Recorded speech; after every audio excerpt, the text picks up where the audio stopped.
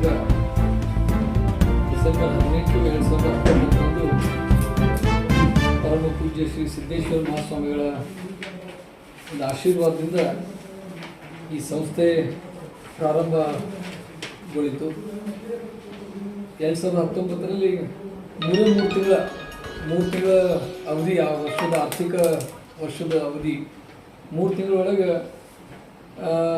ಸುಮಾರು 784 ಷೇರು ಸದಸ್ಯರನ್ನ ಹೊಂದಿ ಸುಮಾರು 28 ಲಕ್ಷ ರೂಪಾಯಿಯಷ್ಟು ಷೇರು ಬಂಡವಾಳವನ್ನು ಹೊಂದಿರತಕ್ಕಂಥ ಸಂಸ್ಥೆ ಆ ಮೊದಲನೇ ವರ್ಷದಲ್ಲಿ ಸುಮಾರು 10 ಕೋಟಿಯಷ್ಟು ಡಿಪಾಸಿಟನ್ನು ಮಾಡಿಕೊಂಡು ಎಲ್ಲ ಖರ್ಚುಗಳನ್ನು ವಜಾ ಮಾಡಿ 40,000 ಲಾಭವನ್ನು ಮಾಡಿರ್ತಕ್ಕಂಥ ಸಂಸ್ಥೆ ಇವತ್ತಿಗೆ 5 ವರ್ಷವನ್ನು ಪೂರೈಸಿ ಇವತ್ತು ಆ 784 ಸದಸ್ಯರಿಂದ ಪ್ರಾರಂಭಗೊಂಡಿರ್ತಕ್ಕಂಥ ಸಂಸ್ಥೆ ಇವತ್ತಿಗೆ 8,466 ಷೇರು ಸದಸ್ಯರನ್ನು ಹೊಂದಿದೆ ಮತ್ತು 28 ಲಕ್ಷ ಏನು ಷೇರು ಬಂಡವಾಳದಿಂದ ಪ್ರಾರಂಭ ಆಗಿರ್ತಕ್ಕಂಥ ಸಂಸ್ಥೆ ಇವತ್ತಿಗೆ ಹೆಚ್ಚು ಕಡಿಮೆ 6,28 ಲಕ್ಷ ರೂಪಾಯಿ ಷೇರು ಬಂಡವಾಳವನ್ನು ನಾವು ಪಡ್ಕೊಂಡಿದ್ದೀವಿ ಮತ್ತು ನಾವು 10 ಕೋಟಿ ರೂಪಾಯಿ ಅಷ್ಟೇನು ಮೊದಲನೇ ವರ್ಷ ನಮ್ಮದು ಡಿಪಾಸಿಟ್ ಇತ್ತು. ಅದನ್ನು ನಾವು ಇವತ್ತಿನ 5ನೇ ವರ್ಷಕ್ಕೆ ನಾವು ಹೋಲಿಸಿದ್ರೆ ಸುಮಾರು 346 ಕೋಟಿಯಷ್ಟು ಡಿಪಾಸಿಟನ್ನು ಈ ಸಂಸ್ಥೆ ಪಡ್ಕೊಂಡಿದೆ.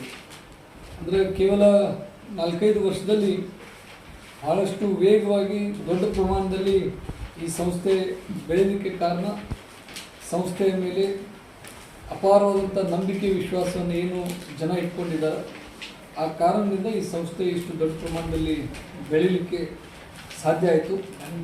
ಒಟ್ಟಾರೆಯಾಗಿ ಇವತ್ತು ನಾವು ಈ ಸಂಸ್ಥೆಯ ಬೆಳವಣಿಗೆ ನೋಡಿದರೆ ಬಹಳಷ್ಟು ಖುಷಿ ಆಗ್ತದೆ. ಮೊದಲನೇ ವರ್ಷ 40,000 ಲಾಭವನ್ನು ಮಾಡ್ಕೊಂಡಿರ್ತಕ್ಕಂಥದ್ದು. ಆ ವರ್ಷ ನಾವು ಯಾವುದೇ ಥರನಾದಂಥ ಡಿವಿಡೆಂಡನ್ನು ನಾವು ಕೊಡಲಿಲ್ಲ, ಮೊದಲನೇ ವರ್ಷ ಆಗಿತ್ತು. 2ನೇ ವರ್ಷ ಸುಮಾರು 2 ಕೋಟಿ ರೂಪಾಯಿಯಷ್ಟು ಲಾಭವನ್ನು ಈ ಸಂಸ್ಥೆ ಮಾಡಿದ್ರಿಂದ ಅವತ್ತಿನ ದಿನ ನಮ್ಮೆಲ್ಲ ಷೇರು ಸದಸ್ಯರಿಗೆ 15% ಡಿವಿಡೆಂಡನ್ನು ನಾವು ಕೊಟ್ಟಿದ್ದೀವಿ. ತದನಂತರ ಕಳೆದ ವರ್ಷ ಅಂದರೆ ಈಗ ಈ ಸಾಲಿನ ವರ್ಷ ಸುಮಾರು 3,19 ಲಕ್ಷಷ್ಟು ಈ ಸಂಸ್ಥೆ ಲಾಭವನ್ನು ಮಾಡಿಕೊಂಡಿದೆ. ಈ ಲಾಭ ನಮ್ಮೆಲ್ಲ ಷೇರು ಸದಸ್ಯರಿಗೆ ತಲುಪಬೇಕು ಅಂಥೇಳಿ ಈ ವರ್ಷ 18% ಅಷ್ಟು ಡಿವಿಡೆಂಡ್ ಕೊಡಬೇಕು ಅಂಥೇಳಿ ನಮ್ಮ ಆಡಳಿತ ಮಂಡಳಿಯ ಸದಸ್ಯರೆಲ್ಲರೂ ಸೇರಿ ಈ ತೀರ್ಮಾನವನ್ನು ತೆಗೆದುಕೊಂಡಿದ್ದೀವಿ.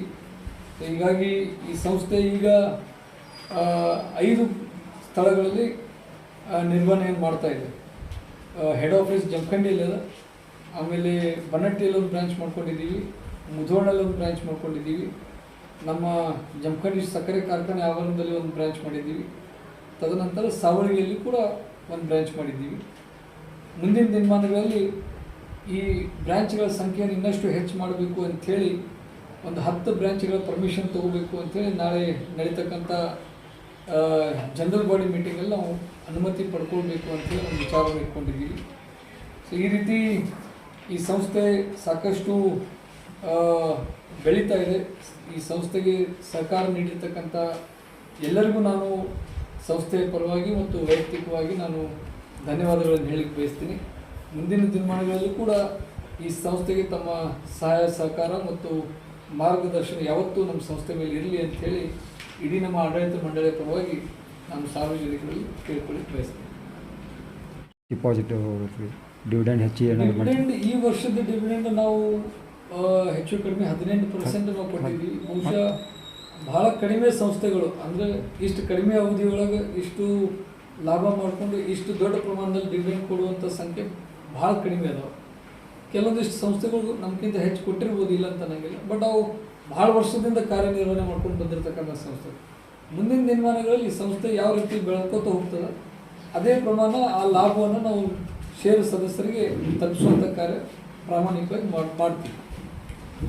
ಈಗ ಅದರಲ್ಲಿ 5 ಶಾಖೆ ಇದಾವೆ, ಮತ್ತು ಯಾವ್ಯಾವ ಕಡೆ ಶಾಖೆ ಮಾಡಬೇಕಂತ ವಿಚಾರ. ಮುಂದಿನ ದಿನಮಾನಗಳಲ್ಲಿ ಕೋಲಾರ್ನಲ್ಲಿ ಒಂದು ಶಾಖೆ ಮಾಡಬೇಕಂತ ಹೇಳಿ ಒಂದು ವಿಚಾರ ಇಟ್ಕೊಂಡಿದ್ದೀವಿ. ಬಾಗಲಕೋಟೆನಲ್ಲಿ ಒಂದು ಶಾಖೆ ಮಾಡಬೇಕಂತ ಹೇಳಿ ಒಂದು ಚಿಂತನೆ ಮಾಡ್ತಾ ಇದ್ದೀವಿ. ಅದೇ ರೀತಿ ಜೈನಾಪುರ್ ಮತ್ತು ಬಬಲೇಶ್ವರ್, ಆಮೇಲೆ ಈ ರೀತಿ ಕೆಲವೊಂದಿಷ್ಟು ಕಡೆ ನಾವು ಚಿಂತನೆ ಮಾಡ್ತಾ ಇದ್ದೀವಿ. ಆದರೆ ನಮಗೆ ಪರ್ಮಿಷನ್ ಸಿಕ್ಕ ಮೇಲೇ ಎಲ್ಲಿ ಮಾಡಬೇಕು ಏನು ಮಾಡಬೇಕು ಅನ್ನೋಂಥದ್ದನ್ನು ಇನ್ನೊಮ್ಮೆ ನಾವು ಆಡಳಿತ ಮಂಡಳಿ ಸಭೆಯಲ್ಲಿ ತೀರ್ಮಾನ ಮಾಡ್ತೀವಿ. ಅಲ್ಲಿ ಇದಕ್ಕೆ ಹೋಗೋರಿ